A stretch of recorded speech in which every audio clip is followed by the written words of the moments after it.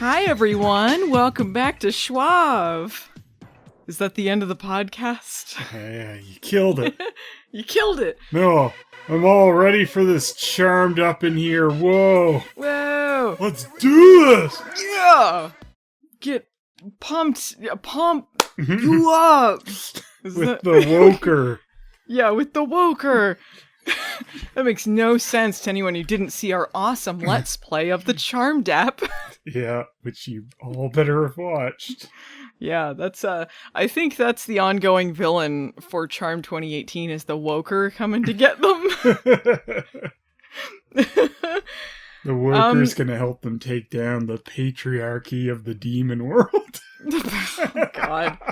That came rearing its head back into Charmed. So we're a couple weeks behind because we were taking a vacation. So we're just catching up on some stuff. So this week we watched Season 2, Episode 4, Deconstructing Harry. I have a plan. I'm going to follow Abigail's clue. I'm going to. What the hell? Twists and turns abound. Absolutely. Nothing that we didn't already predict. Yeah, the elders are still dicks from beyond the grave. Yeah. Whatever you do, don't move. Phelan, I was so bored with it. I was so bored. Everything that was a twist, like we guessed, though, right? Pretty much, yeah. Like, I know we were kind of on the fence with Evil Harry what it was, but we were thinking Darklighters were probably involved. And that's what it was. Yeah, Spoilers. we called the Darklighter thing, I think, pretty quick. Yeah. The Abigail thing, I don't know if I'm convinced that they say in this episode that she is the daughter of Alistair and the half-sister of Parker, but I don't know if I'm convinced that that's the truth still. Yeah. If it is, it's not really a great twist, but I still think that there's some other thing involved. But they did say that she is the Overlord, so that was something that we predicted. Yeah. I don't know. I kind of hope there's still a twist with that, because, yeah, if that's all it is and there's nothing else coming with her, it's kind of weak. Well, also, it's just kind of repeating the Parker thing, isn't it? Half demon, he was half human, but she's half witch, so it's kind of the same. It's not really. Yeah. Okay, well, let's just jump into this Borefest. You liked it? No, I didn't. It just nothing seemed to go anywhere or happen. Well, I mean, okay, this is not giving it credit. Things happened, but the thing is, they were things we predicted would happen and not in an interesting way. Mm-hmm. Well, Abigail wasn't Harry, so I guess there's that.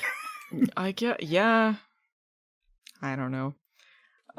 Maybe she's like his daughter. Ooh. Like she's half Darklighter or something. Then go with that half White Lighter thing, but the dark side. Yeah. Okay, so the very first scene, we get the most unnecessary flashback ever filmed. Abigail's sexy stilettos is going to a BDSM party, but she finds all of her partners dead. And then she's shot with the arrow from Darklighter Harry, and then she goes, yeah, that's me. I bet you're wondering how I got in this situation. Then cut to the present day, she's in a force field prison in the bunker with Harry and Macy, because once again, the useless twins are just doing their own thing while those two are actually forwarding the plot. Yeah. Major supernatural flashbacks here, holding someone prisoner to get information. Yeah, it's just unpleasant. They didn't torture her, though, like they would in Supernatural. Yeah, I was kind of expecting it to go in that direction. I'm not ruling that out. They were pretty damn light on her, though, to be honest, considering, like, they say she's the one behind the witch murders that they went to at the beginning of the season. Yeah, they didn't seem that bothered by that. Yeah, they get over that pretty easily. It's just, yeah, she's like, oh, I thought that she was behind the attacks they were behind the attacks on the demons, so it's fine. Whoops, my bad. Yeah, and they just kind of accept that. Like, oh yeah, whoops, you're bad. Okay, cool, let's work together. Yeah, I don't believe that she's really the demon overlord either. I mean, they say that, like, she used this old legend to claim that she's the demon overlord, and because even in the demon world they don't respect anyone without a penis, she pretended to be a guy. And this makes me really question, like, the episode before this with that one demon guy, like, apparently realizing she's the overlord right before she kills him. Like, why? Just because she's going to kill him? Like, is anyone who goes after this guy, he's like, oh, wait, are you the overlord? Like, watch, they're just going to have some dumb twist that it's actually Hunter and he came back, but he's shapeshifted to look like a lady or something. Like, the guy that no one wanted to come back. If that's the twist, that's worse than where it is right now. I don't want that. It just felt very flimsy and skimmed over, so I feel like this is a lie. I don't know where they're going with this, but I don't believe this is the whole truth of what's going on. Yeah, and you don't even get any payoff. Like, Maggie gives lip service to the fact that she's Parker's half-sister or whatever at one point, but she never actually talks to her about it. She just talks to Mel about it. It's like, wait, does she know where Parker is? And she's like, don't even go there, girlfriend. And then they don't. Yeah, I mean, I'm surprised they even did that much, because they do seem to be very much avoiding a lot of the season 1 arc. Yes. Even though, I don't know, the Alistair thing is tied to that, so I don't know. So they didn't have to bring her into the Alistair crap, so... I don't know. I hope Parker Guitar comes back, because he's truly the definition of mediocrity. I miss him is the thing. Yeah. I miss Parker. They had fixed him, and then they get rid of him and replace him with a boring boxy dude. Yeah, well, they fixed him in a way that, like, he was more entertaining to watch, but it was not like Galvin was genuinely, like, an interesting character when they turned him around, but, like, Parker was not, he wasn't good. No. I just liked seeing him. He was kind of doofy by the end, like we said, which was entertaining, and that was more than we've got going with boxing, dude. Oh, Maggie, I'm so scared. Just find Charity for me, pretty please. Oh, yeah. He's early Galvin levels of interesting. Yeah, he's like, whoa. Mm-hmm. Yeah, all of this stuff with Abigail in this episode, it's all kind of infuriatingly speeding through things that, like, it just makes them all seem very dumb. She's like, well, you have to work with me because I got powers and your sisters don't, so you need me. And it's like, well, you know, they have Dora's magic map full of lights that tell them where witches are that aren't half demon and trying to kill them. Yeah. So, no, they don't actually need her at all. Yeah. Yeah, if they just tried to teamed up with any other witch, it'd make a lot of sense, but nah. She's even trying to, like, Macy, we're not so different, you and I. Whatever. I mean, look, I know I tried to stab you at the end of the last episode, but my bad. Oh, okay. Look, all of this is secondary to Maggie has an office. You mean a creative cocoon? Yeah. Annoying. We don't say office. Did she call it a creative cocoon? Yeah. Just fuck off. Fuck off, show. The Woker rears his head with the cancellation demon in tow. But it's very much like, oh, the plot's going on. Cut to Maggie, where her off in Maggie world again. You're just like, I'm so sick of Maggie off in Maggie world with the dumb boxing dude and safe space plot. Like, I mean, I like shows that are like supernatural shows when they're trying to balance their lives with supernatural stuff. Like, I like them being normal people that have extraordinary circumstances and they got to deal with this all together. That's fine. But this storyline, when they're under witness protection and they got like a demon overlord going on and they're in a bunker and all that, it just makes Maggie's stuff seem superfluous and just irritating when they cut back to it. That's not the same thing as that's not as what they're trying to go for here. It's not giving a single character dimensionality. It's just having one character apparently be the focus of the normal crap. Yeah, like everyone else, it's like they don't exist in the real world. And meanwhile, Maggie is having the most uninteresting love story ever filmed. Be like if, I don't know, like in Buffy or something, like if Xander is just detached from everyone else and we just cut to him, working at a coffee shop and nothing going on. Yeah. But even if they did stuff like that, like they would have some interesting character purpose for it, or it would somehow get integrated in what was happening with the other plots, or that's whatever. What they do in that show, but like just saying if it was written like this is, it's just like, anyway, and then this character's off on their own doing something not very consequential to anyone else. I feel like if they did something like that on Buffy, it would be highlighting how boring it was for them, and that would be the joke, like, oh, nothing was happening. Yeah. It'd be like, the Zeppo, when it's just like everything going on in the background of some apocalypse. Anyway, enough about Buffy that we talk about this so much. It's so much better is the thing, though. Can't believe we compare Buffy. I know. It's just it's done so much better. It's not without its faults, but good God, this show. I just don't. Maggie has an office. Maggie has an office. We don't say office. She has a plot line where she's trying to...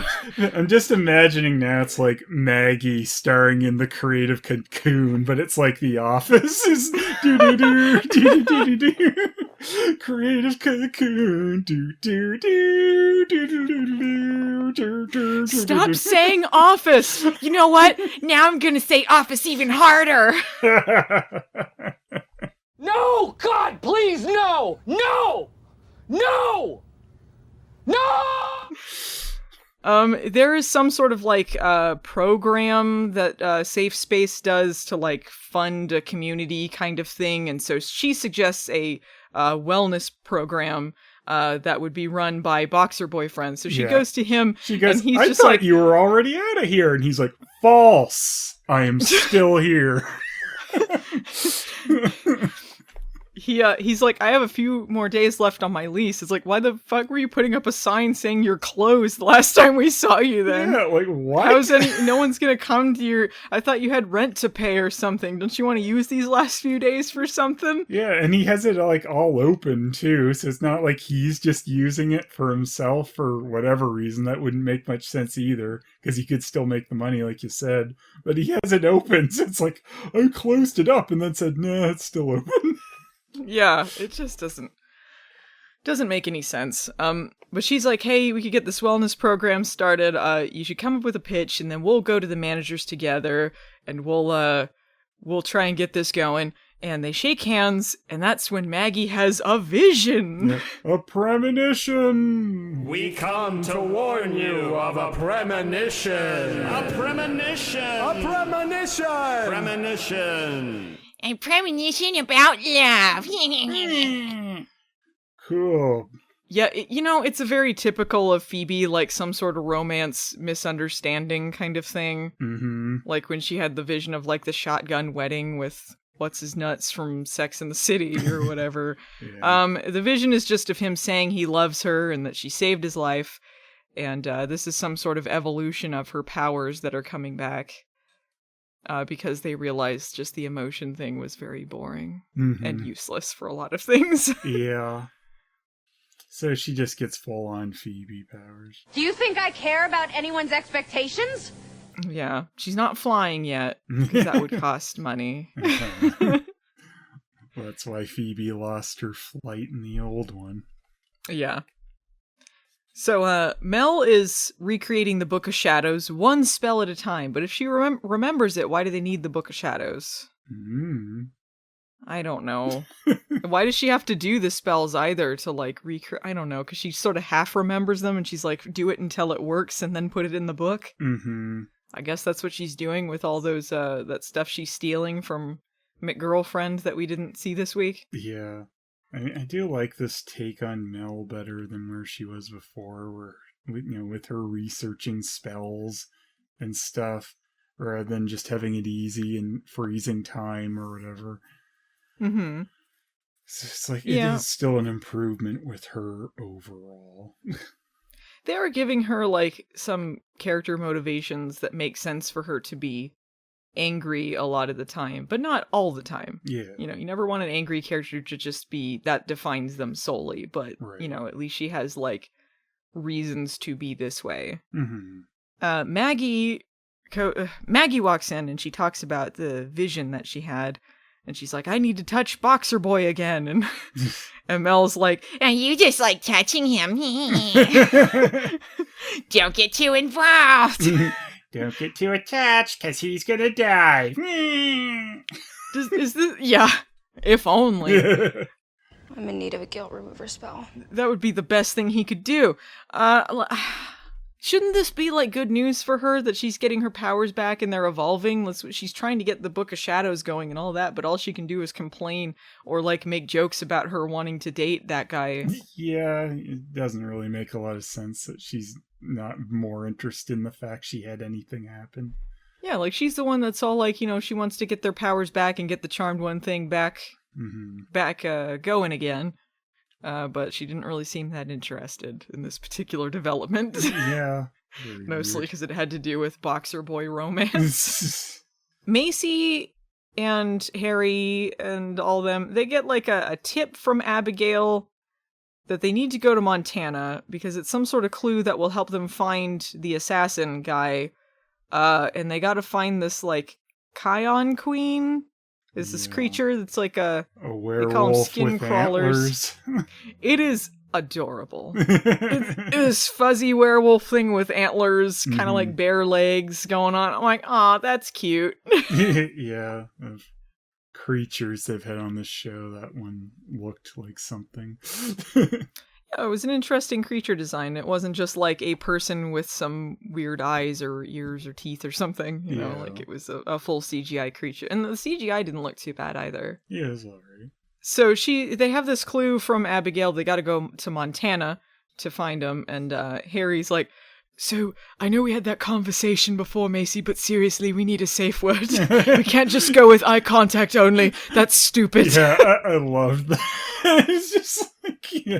No, really, we're doing the safe word. Like, come on.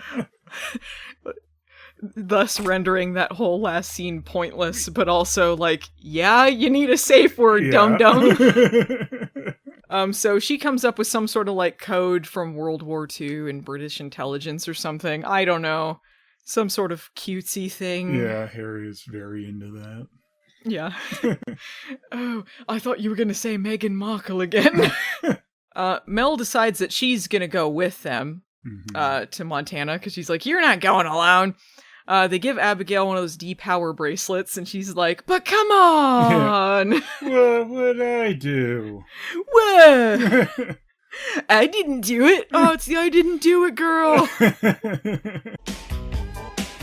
didn't do it. So they end up in the woods, and they find a Kion there. This is full of, like, hilariously bad Abigail lines. Yeah.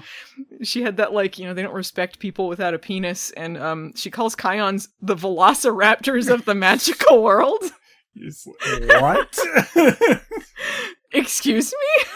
Velociraptors of the magic world. First of all, like, I would think the velociraptors would be velociraptors of the magical world, because velociraptors really existed. Not anymore, but, you know. It's not like magic exists away from the rest of society. Yeah. You could just say they're like velociraptors, but magic, even though they're not really. No, not at all. Yeah, it's because they move by, like, sound and movement, which would make them more like T-Rexes than anything. Mm-hmm. It's not even the right dinosaur. I've seen Jurassic Park. I know how this goes. I'm pretty much an expert in dinosaurs at this point. I think the Kions need feathers to be truly accurate. Do you know that dinosaurs evolved from Kions? It all makes sense now. They do move in herds. Mel's suspicious of everything that Abigail's doing. They have this, like, kind of butting heads through the whole episode, and Abigail tells her to stuff it, potion princess. Potion Princess. Potion Princess. They have to define what the new series Bible says that she is. Like, she is the one that does potions. Yeah. And Winston is the driver. Mel does machines. Yeah. I appreciate there's more of a focus. It's kind of like when Macy had to mention science every few minutes because she is the science one. It's like, all right, she doesn't have to like mention potions all the time. Yeah. It could back off a little bit on this one. Mm-hmm. So Abigail runs, so they have to come after her because they want to leave, but she wants to keep going. Mel talks about wanting to serve her up for dinner. And then Abigail comes out and goes, turns out I'm 100% delicious. I'm magically delicious. Or as Lizzo would say, I got the DNA test back and it turns out I'm 100% that bitch. I just took a DNA test, turns out I'm 100% that witch. Did she just have an apple on hand for this comparison? Just like this apple. Uh-huh. They weren't near any apple trees. They weren't in an orchard. It's not like she just found a random apple out there. She just had it in her pocket for this. Yeah.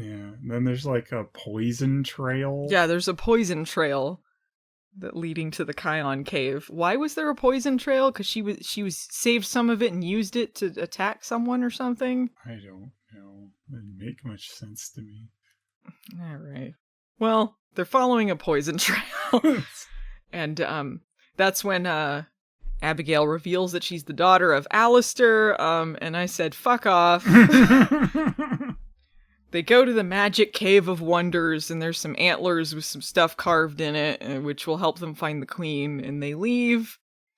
Maggie and Harry are back at the bunker, reading that paper with a bunch of symbols or whatever, or the book or whatever it was. The spider that pops out of the book and leads them to the safe. It's like, yeah. So like if the book was nowhere near the safe, like you'd have to follow this spider for like hours. Yeah. And then someone steps on it. Yeah. Oh no! Our magical spider! We're gonna find the magic safe now. This safe was left by the elders, because everything now is just random cryptic clues left behind by the elders. Uh-huh.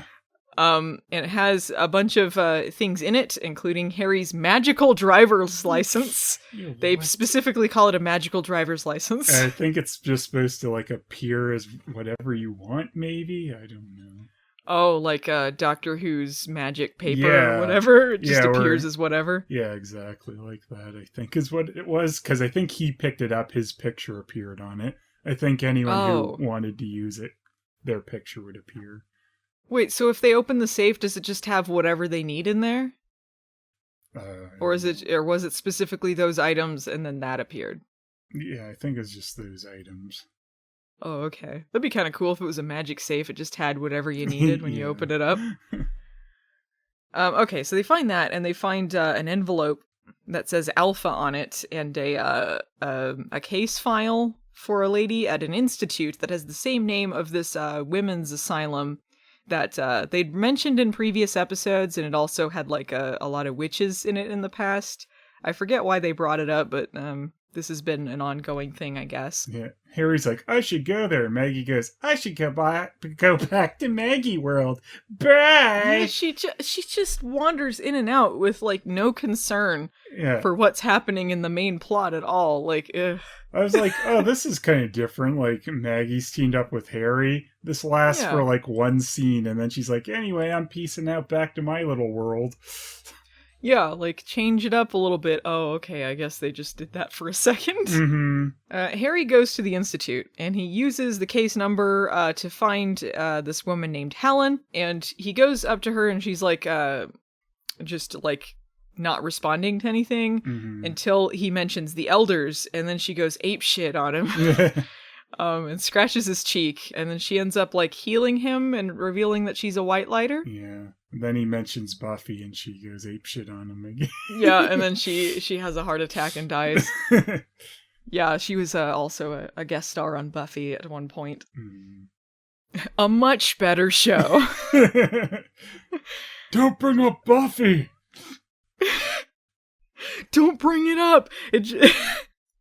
It just seems like we're bitter Buffy fans who just are like at gunpoint forced to watch Charmed for some reason. There's nothing Buffy about this anyway, Buffy characters.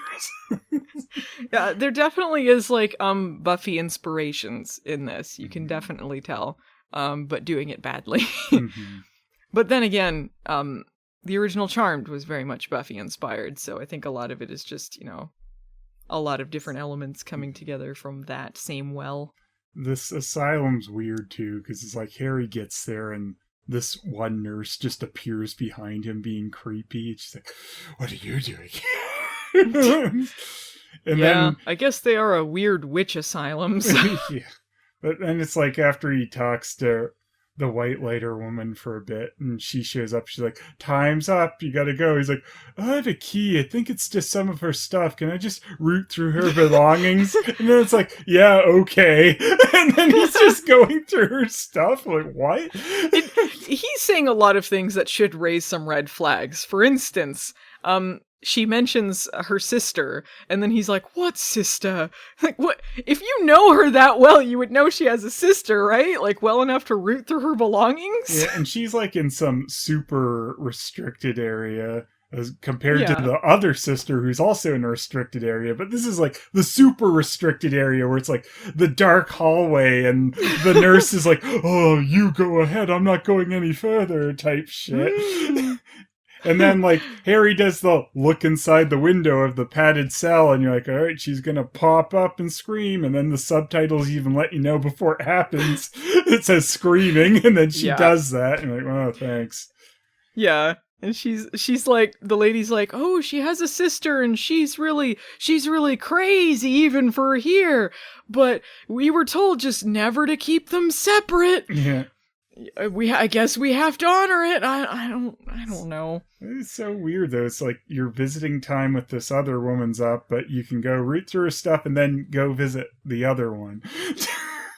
One of the things he finds in this lockbox that he opens up is a picture of Helen from 1693, from the Salem witch trial days, and he clues into the fact Alpha was written on there, and so I think he means first white lighter, not first witch. Okay. Because he meant it was first something, and I thought it was witch at first because Salem, but I think he just means white lighter. Yeah, probably. And he goes and visits, the other one, the white lighter again too. So it's like, visiting time's up, but you can go do some other things and then visit her and again. Then come back. Yeah, you got to reset it is the thing. Otherwise, you got to pay $4.99 to get more crystals in the app. It's just like you can just reset your time by walking out the door and coming back in. Yeah. He goes and sees her again, and he's like, "So you don't have a sister, do you?" Yeah. It turns out they were saying all this cryptic talk about how creating the White Lighters came at a great cost, and that meant that she was split in half into a Darklighter and a White Lighter. And she says the same thing was done to Harry, and that's why he's got a Darklighter that looks exactly like him. That's kind of... That didn't show up for a year. Yeah, I think that is a better take on Darklighters than the original Charm did. That they're the evil half of the White Lighter. Yeah, it gives them more of an origin, too, than just, like, who created the Darklighters? I don't remember if they had any, like, origin for them in the original series, just that they went after White Lighters. Yeah, I think they just were, like, White Lighter hunters, kind of. It also kind of, if you're going with, like, elders are just powerful witches that are raising people from the dead, basically, consequences to personal gain and stuff like that, having a dark half with the light half. Yeah, and also just kind of speaks again to the fact elders are dicks and do things like this without really considering all the consequences. Yeah, it's an interesting addition to the mythos, and I think more compelling than... I think the first Darklighter they ever showed on Charmed was like this guy with this crustache that was really lame. Yeah. And like we were supposed to feel like he was a threat, but I never really thought that. I do think though, like revealing some of this stuff, it kind of sucks that we've already killed off all the elders. Yeah, they could have used them for some other things. Yeah, because I'd like to see, some confrontation with them about this, and it's not going to happen since they've already got rid of them. Yeah, although the fact that that white lighter is still around means that there could be other elders and other white lighters still hanging around somewhere they don't know about. Yeah, possible. We've tried nothing and we're all out of ideas. And what happened to the Darklighters when the white lighters were killed? Did they also die? Like, does it mean, like, if they kill Dark Harry, it would kill the white Harry? Or Harry the White? Harry the Light Whiter? Harry the Grey. Yes, that was my name. I am Harry the White. What if they saw the Darklighter version of that one whiter woman they had for like an episode? Oh my god, we could have the dark version of her. What was her name again? Tess or something? Yeah, Tessa. Probably wrong. I think was it Tessa? I think so. Okay, yeah. Yeah, get us some Darklighters of them. That'd be good. Yeah. But yeah, that would be interesting though if they are connected in a way and Darklighter Harry can't kill the White Lighter. They said that they shouldn't separate Helen from her sister, which is her Darklighters. So does that mean like Dark Harry's been slinking around this whole time? Or like how separate can they be, you know, before like what's the consequences if they are? I don't know. Maybe it's just because she wanted to be close to her so she can't get out and do anything. Maybe good Harry has to accept Dark Harry as a part of himself and absorb him into him to become whole again. And become Harry the Grey. Yeah. Like, Dark Harry is crying angrily and Light Harry is like, it's not your fault! It's not your fault! Shut up! Anyway, Maggie's putting together a pitch with Boxer Boy. Yeah. Let's dive into this deep mythos. We get to find out all about his backstory. He was a medic in the army. He came back to take care of his grandmother. Presumably, she was really into voodoo. And, you know, Maggie's got the EB in her. Yeah. Maggie keeps touching him to try and make the vision happen again. And it's revealed during another... They keep cutting back to this. There's several of these that are not interesting at all. And during one of them, he's actually saying, I love you to his girlfriend, buddy that he kisses, whatever, that's walking behind Maggie at the time. Yeah. It's like, okay, That's what that was? So they keep flirting with each other, yet he's got a girlfriend. Cool. Yeah, the girl just introduces herself as like a friend or student, like classmate or something, but they clearly kissed each other. So, like, it's like, all right, is something romantic happening here? Because very clearly he was flirting with Maggie. Yep. And now this. And then, I don't know, presumably they have a party where he has pictures of his family in the college in the room, and then... He's really bringing up all of Galvin's greatest hits. Yeah. So Macy and Mel take Abigail to the house because that's even safer to bring her there. Just because she's blindfolded when they teleport in doesn't mean that they should take it off, and then it's just stupid. Yeah. She could look out the window and be like, oh, this is where we are. Yeah. Doesn't really do anything. That abandoned lot right beside safe space. What?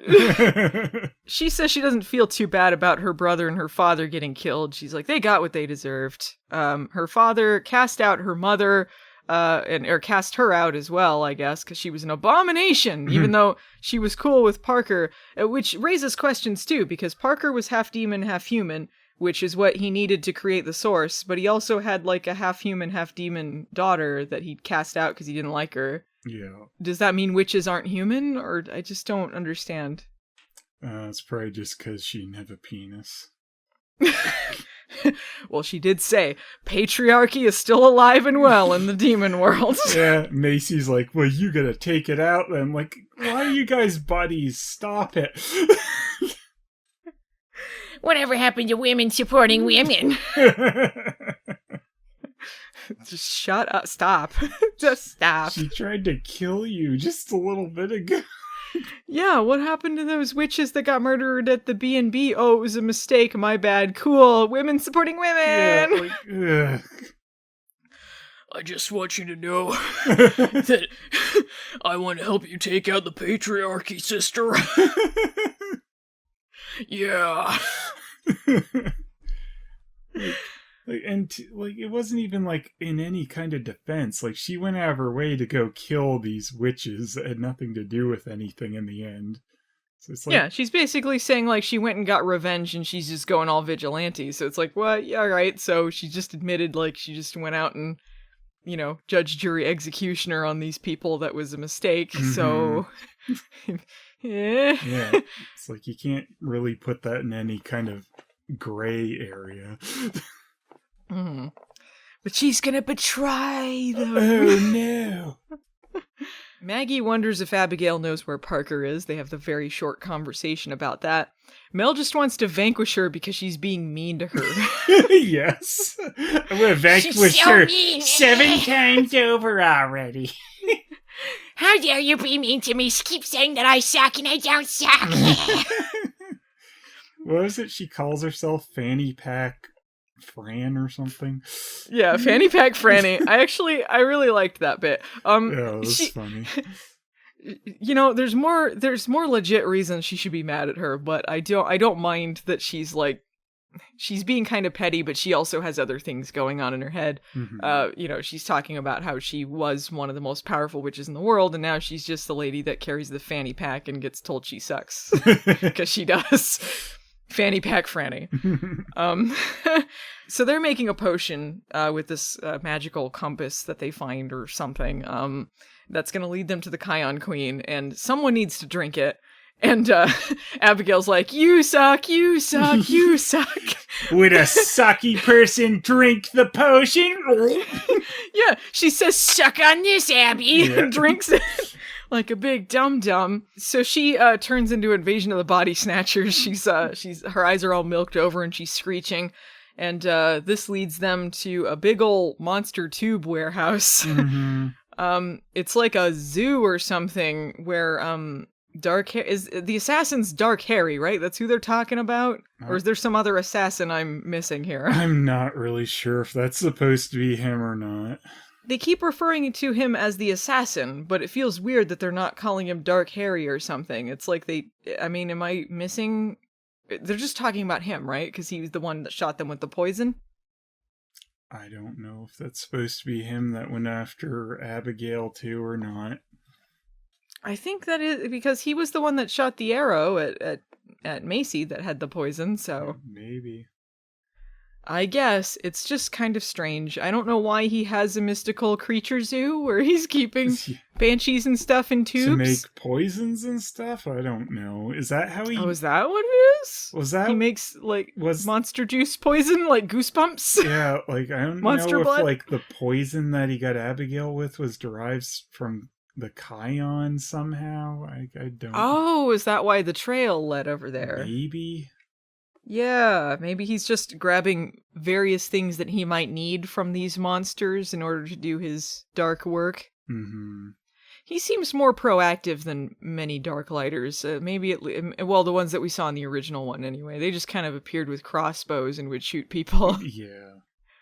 He seems to be have some schemes up his sleeve that he is only acting on now. He had 60 some years to do something with Harry, but... He's taking a sweet time. Mm-hmm. It's weird that, this is such a well-kept secret from Whitelighters, too, considering, the Darklighters don't have any reason to keep this a secret. Yeah. Unless they have some reason why they would want to keep themselves hidden, but you would think they would have figured this one out by now. Maybe the elders were keeping them somewhere to try and hide it now that they're mostly gone. There's no one keeping them in check. Yeah, maybe they were keeping them in their own little monster tubes. Mm-hmm.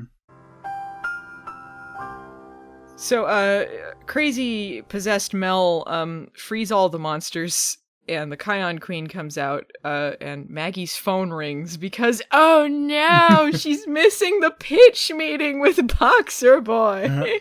Just So it's like once they finally bring Maggie on something, like she has her phone ring and like almost makes things worse for them. Just like, ugh. Does she do But what about my column? I mean, office. I mean, creative cocoon. Yeah. Was Maggie useful at all on this mission? No. I don't think she did anything. I think she was just there and her phone rang and then they left. Yeah, like Mel did some potions and stuff, and Macy, used her demon powers. Even Abigail was more use than Maggie. You didn't do anything. Didn't I? Yeah, pretty much.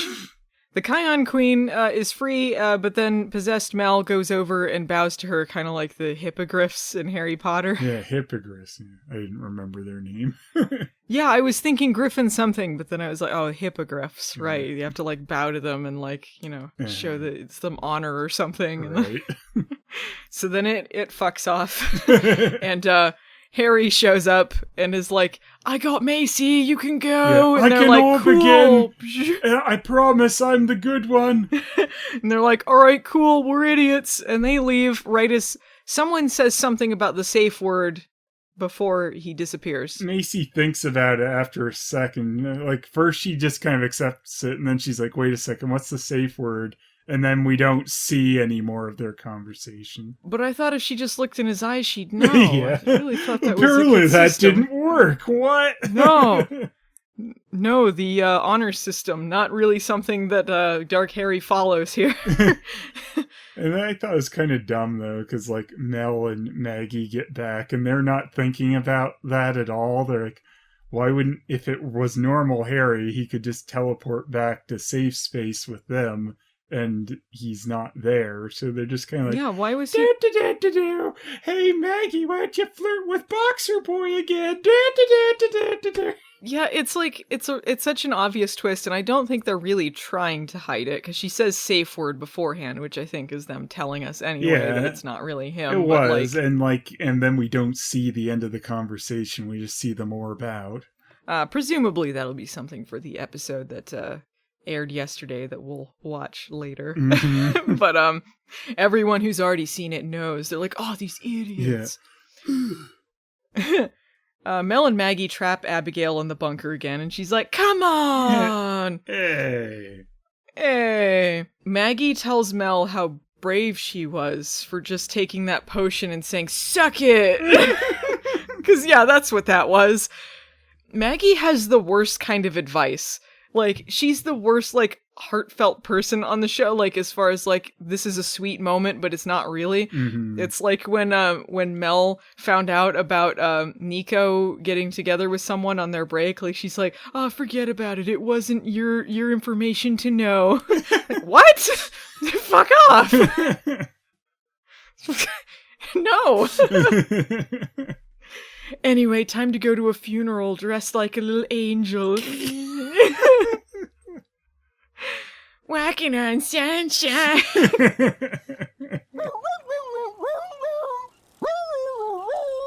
She goes to talk to Boxer Boy about missing the pitch meeting, and he's like, don't worry about it, I pitched it alone and I got it. And she's like, alright, cool, can I buy you a drink? And he's like, nope, no! Bye! Absolutely not! Peace! This is just like when Galvin had a girlfriend and then Macy felt bad. Like, it's the same formula. It's like no new twist. Mm-hmm. I just don't... Yeah, pretty much. Yeah. Do you think I care about anyone's expectations? They go home, they find Harry there, there's no Macy. He says, oh, that guy was my Darklighter. And then they go to the credits. The end. Yeah. Darklighter. Dun, dun, dun. Bum, bum. Phelan, what'd you think of the episode? It was probably the best episode that's ever been on television. Oh, alright. It was well, middling. That's the end of Schwab Forever. It was a good run. Quite middling. Like you said, at parts is pretty dull. All the Maggie stuff was pretty boring. What Harry was off doing was kind of interesting, I guess. finally establishing that Darklighters are just evil halves of Whitelighters is interesting. I liked some of what they did with Mel in this one. Some of it was kind of silly. I liked the Darklighter addition to the mythos. Like, even though we were guessing it, like, I don't mind this story. Like, I like this twist to it. It gives it more depth than it did in the original series. I liked the CGI in this. Like, I thought it was pretty good. The Kion design was really interesting. And Mel's story, where she's being kind of petty over this stuff, like, I liked her story because there was, like, reasons for it, you know, like, they're allowed to be petty as long as it's not written insufferably. Like, you know, she's struggling with their new lot in life at the moment, so I thought that was pretty decent. But the episode was extremely boring. I'm sure that they can work with this stuff in other episodes in more interesting ways, but, like, the stuff they added wasn't really, like, it just felt like a filler get this stuff out episode. Yeah. So that's it. Yeah, canceled. No fashion segment. I don't think I'll do these anymore unless, like, they throw something out good, there. Yeah. Yeah, like the last couple episodes really didn't have anything. I think they've really toned it down. So I don't know. If there's something, I'll throw it in there. But that's why we haven't had any, because it's not been that interesting clothing-wise. So that's it for Schwab this week. If you liked this, I'd appreciate it if you could subscribe or review on podcast reviewing for whatever platform it is. You can find us in audio form at anchor.fm under Charmed Hard with a Vengeance or Charmed Rewind. You can find us on YouTube under youtube.com/movie nights a series, or Phelan Stuff under youtube.com/Phelis. You can support the show on Patreon and get to vote in polls or see videos ahead of time at patreon.com/movie nights, or Phelan Stuff at patreon.com/Phelis. Thank you to Peter Hunter for editing for us. Phelan, you got any hashtags? Hashtag creative cocoon. Hashtag the woker. Yes. Hashtag bored shitless. See you Charmanders in the next episode.